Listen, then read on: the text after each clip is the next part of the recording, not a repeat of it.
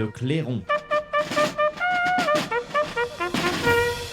Et avant d'accueillir Édouard Husson et de vous présenter ce sujet, j'ai oublié de vous le dire, nous sommes très très nombreux ce matin, mais très très peu de pouces ou de cœurs ou de likes, donc n'hésitez pas, on y va, on force un peu la machine et ses algorithmes. Alors, je le rappelle, le 1er octobre, de ce mois-ci, le sénateur des Bouches-du-Rhône, Stéphane Le Rudulier, a déposé une proposition de loi pour, je cite, consacrer la lutte contre l'antisémitisme.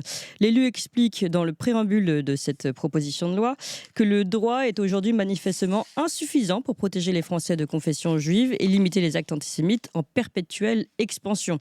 Il donne les chiffres du ministère de l'Intérieur. Les actes antisémites ont explosé de 1000% en France depuis l'attaque terroriste de Hamas en Israël.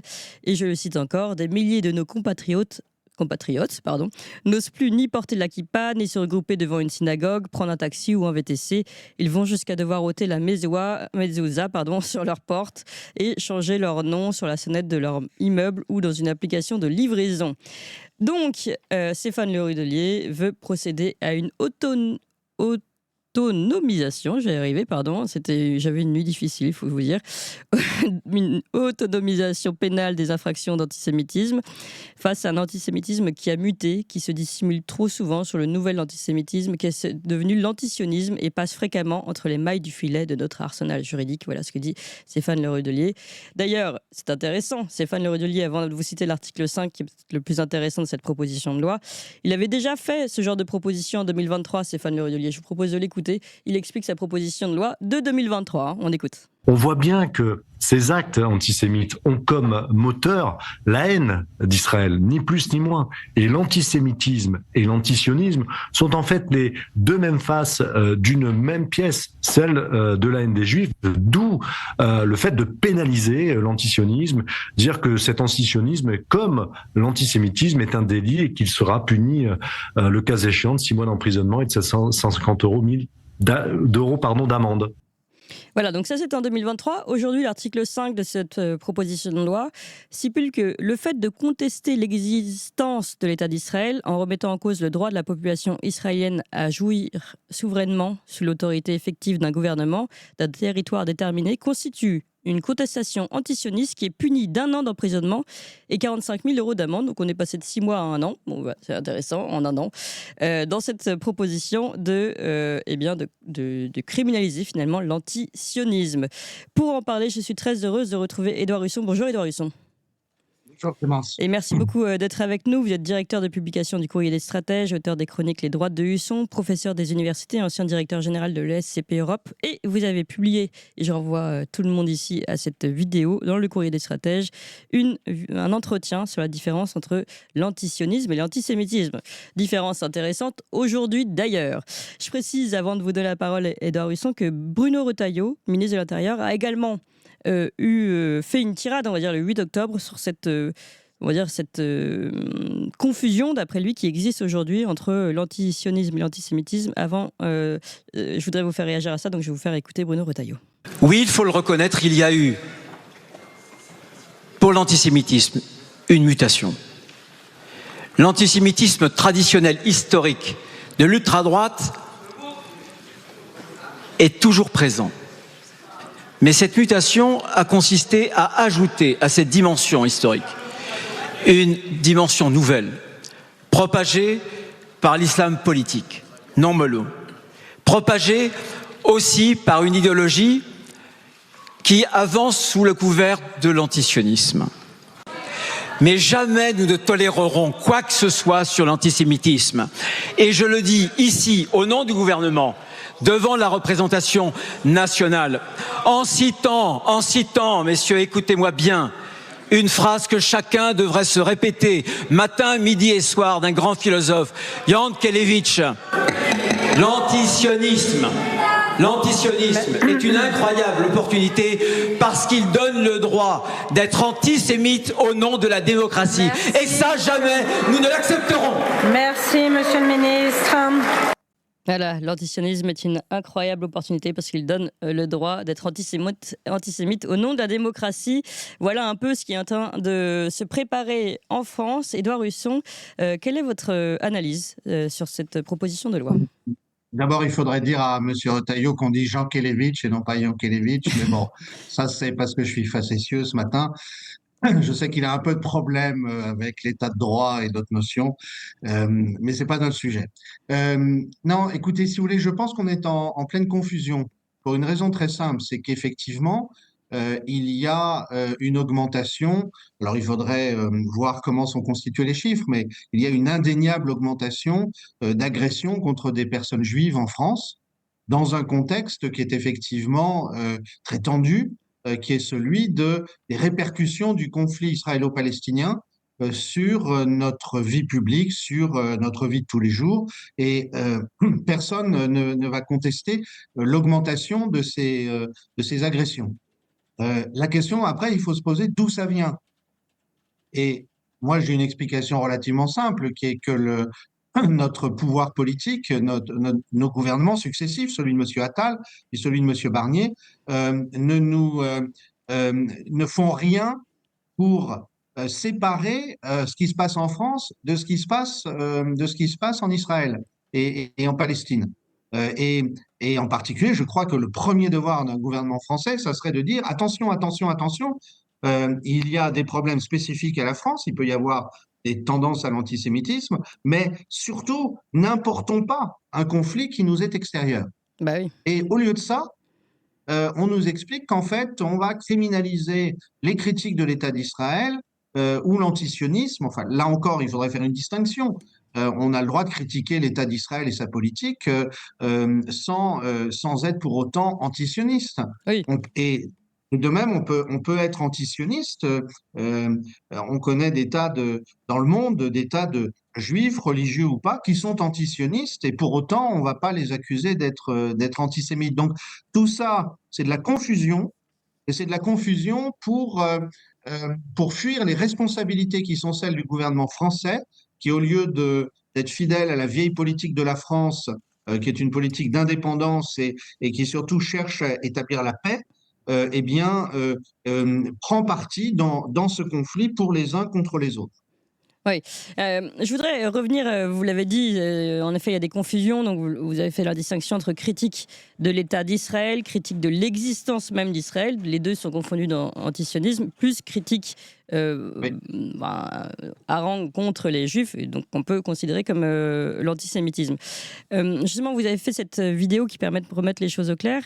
Est-ce que vous pouvez peut-être revenir dessus et puis aussi nous dire en quoi c'est peut-être dangereux finalement ce genre de proposition de loi, même s'il y a un climat de tension comme on le dit, même s'il il est exact que les actes antisémites augmentent, est-ce que comment dire, la réponse n'est pas trop large finalement par rapport au sujet? Oui, si vous voulez, on parle de sujets différents. Il y a eu un crime abominable il y a quelques décennies qui s'appelle la Shoah. Et la Shoah a consisté à ce qu'un État européen, avec des complicités dans l'ensemble de l'Europe, s'en prenne à des individus désarmés et n'ayant aucun État pour le protéger. Et donc ça, effectivement, c'est un fait qui est bien établi par les historiens et c'est quelque chose qu'on enseigne aux enfants à l'école. Et on a tout à fait raison et on sait que c'est un des points centraux de notre réflexion sur la politique et les relations internationales depuis la fin de la Seconde Guerre mondiale. On a un autre sujet qui est l'existence d'un État dans lequel vivent un certain nombre de juifs du monde, qui s'appelle l'État d'Israël, mais pas seulement, puisqu'il y a aussi des Arabes israéliens, donc des habitants de ce qu'on appelait autrefois la Palestine, qui ont acquis la citoyenneté israélienne. Et cet État, aujourd'hui, est devant un dilemme, parce que d'un côté, il est en guerre avec une partie de son environnement, et de l'autre, la communauté internationale lui demande de respecter un certain nombre de résolutions des Nations Unies. Voilà. Et ce sont deux sujets complètement différents.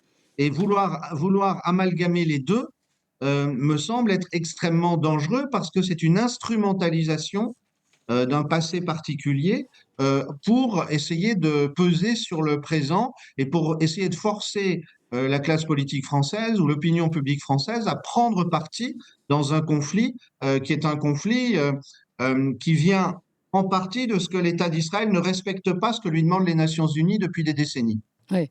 Et aujourd'hui, dans cette proposition de loi, ce qui peut être inquiétant, c'est ce côté automatique, finalement, du caractère antisémite qui serait reconnu, alors qu'avant, c'était évidemment la charge de la preuve de montrer ce caractère antisémite. Même si parfois, d'ailleurs, dans les décisions de justice, on pouvait être étonné, je pense à l'affaire Halimi, et cette fameuse bouffée délirante où le caractère antisémite n'avait pas été reconnu, ce qui était inquiétant pour le coup.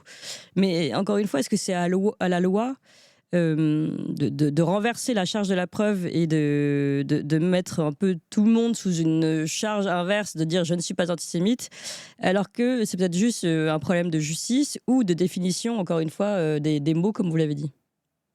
Alors, il faut savoir qu'il y a un groupe international qui s'appelle l'International Holocaust Remembrance Alliance, Oui. l'Alliance internationale pour la mémoire de l'Holocauste ou de Oui. la Shoah, comme vous voulez. Qui est la référence qui, d'ailleurs pour cette proposition de loi. Hein. Oui. Voilà, exactement, qui a fait une déclaration en 2000, qui a été renouvelée plusieurs fois, en particulier en 2015 ou 2016 de mémoire, et qui précisément est le début de la volonté d'amalgamer l'antisionisme à l'antisémitisme. Alors, il faut savoir aussi qu'il y a tout un lobbying qui est fait aux États-Unis Oui. pour que cette déclaration qui est non contraignante légalement, qui le dit explicitement en commençant, elle devienne partie de la loi américaine. Alors, ça pose encore plus de problèmes aux États-Unis où la liberté d'expression est beaucoup mieux défendue que chez nous, encore. Oui. Et donc, en fait, le Sénat ne fait que se mettre dans ce sillage. Et effectivement, comme vous le disiez à l'instant, c'est dangereux parce que où est-ce que ça s'arrête? Et puis ensuite, quand il y aura un parti contraire, imaginons qu'il y ait effectivement une force politique qui décide de criminaliser, parce qu'elle a la majorité, l'hostilité aux Palestiniens et d'en faire un crime passible de prison, etc. Enfin, on détruit totalement la vie démocratique à partir du moment où on veut imposer par la loi des vérités idéologiques des idéologies qui sont partielles.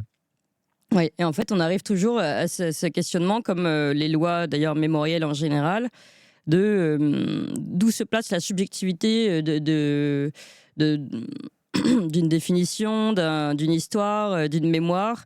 Et est-ce que c'est finalement à l'État d'imposer une certaine version des faits ou une certaine réflexion, plus que de laisser finalement les citoyens avoir leur propre liberté d'expression et liberté de réflexion? Oui, alors l'État doit s'efforcer d'empêcher la violence et la guerre civile, mais précisément puisque nous sommes le pays où il y a la plus importante communauté juive d'Europe en effectif et la plus importante communauté musulmane d'Europe en effectif, le premier devoir du gouvernement devrait être d'éviter à tout prix que le conflit israélo-palestinien soit importé Hmm. chez nous. C'est ça. Et donc, je pense que ce que dit M. Retailleau, ce que disent les sénateurs qui sont derrière ce projet de loi, c'est d'abord qu'ils sont incapables de regarder en face l'impuissance de l'État et son incapacité la capacité des gouvernements, le gouvernement de M. Attal, celui de M. Barnier, de rester neutre dans ce conflit pour préserver la paix civile en France. Et Oui. ça, je crois qu'il faut pas en sortir.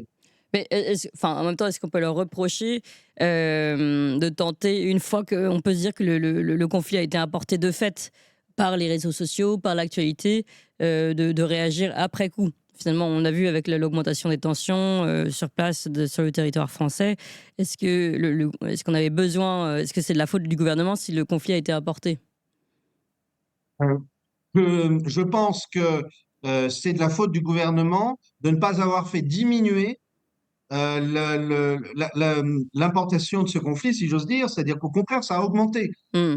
Je comprends très bien qu'un certain nombre de nos compatriotes de confession musulmane soient malheureux à cause de ce qui se passe et expriment leur rage sur les réseaux sociaux. Et je comprends très bien qu'un certain nombre de nos compatriotes d'ascendance ou de confession juive soient particulièrement malheureux et donc qu'il y ait une surenchère. Mais je dirais que moi-même, comme chrétien, je suis profondément malheureux du sort des chrétiens palestiniens. Oui, Donc, on voit bien que c'est beaucoup plus complexe que tout ce qui se oui, que tout ce qui se il en dit, et ressort, que oui. le devoir du gouvernement, ça serait mais en fait, il aurait fallu une déclaration solennelle pour dire aux Français, surtout, gardons la paix civile et essayons ensemble de contribuer au retour de la paix dans cette région. Hmm. Ça aurait été responsable. Et je constate que M. Attal n'a jamais fait ça.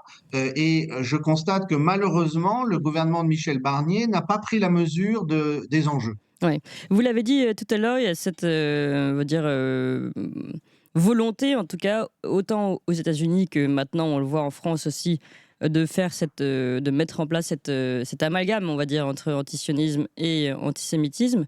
Volonté poussée par l'alliance que vous avez citée, qui est également citée dans la proposition de loi et qui était en effet citée dans la proposition américaine, qui fait toujours référence. Est-ce que vous pensez qu'il y a véritablement comment dire, une volonté internationale de mettre en place cet amalgame ou c'est ponctuel dans certains pays? Si vous voulez, il faut pas. Alors, on précise tout de suite ce que c'est. L'Alliance internationale pour la mémoire de l'Holocauste dont nous parlons, c'est une réunion de gouvernements, de 30 à 35 gouvernements. Et en soi, au départ, c'est une très bonne chose de vouloir lutter pour que la mémoire de la Shoah soit bien cultivée dans les pays concernés. La question, c'est de savoir pourquoi à un moment, il y a une espèce de dérapage où on introduit un autre sujet. Oui, oui. C'est ça. Mais on pourrait trouver en France, vous avez de mémoire, c'est l'Union juive pour la paix qui très Tout à fait. explicitement lutte contre les projets de loi dont nous parlons, celui de 2015-2016 ou la version d'aujourd'hui, en disant mais nous sommes juifs et nous sommes antisionistes. Et nous pensons que ce projet de loi n'a pas lieu d'être. Alors, il y a beaucoup de voix dans le monde. Si les sénateurs dont nous parlons connaissaient un petit peu le monde juif, ils sauraient qu'il est beaucoup plus divers et contrasté que ce qu'ils imaginent. Oui. Est-ce qu'on va reprocher aux manifestants qui manifestent contre M. Netanyahou à Tel Aviv et qui sont plusieurs centaines de milliers et qui réclament le retour des otages, est-ce qu'on va leur reprocher d'être antisionistes ou voire antisémites? Enfin, tout ça est ridicule et c'est de l'instrumentalisation. Et je crois surtout, j'y reviens, c'est une façon pour les gouvernements français successifs de masquer leur impuissance à exister par eux-mêmes et à maintenir la paix civile en France. Oui, et ben en tout cas, ça c'est réussi, l'impuissance à maintenir la paix civile. Merci beaucoup, Édouard Husson, d'être revenu sur ce sujet important. On l'a dit, c'est important aussi de redéfinir les mots pour bien comprendre de quoi il s'agit. Je rappelle que vous êtes directeur de publication du Courrier des Stratèges et que justement vous avez proposé un entretien, un long entretien sur cette différence antisionisme, antisémitisme, dont on a encore le droit de parler. Quelle chance. Merci beaucoup, Édouard Husson. Et Toxin continue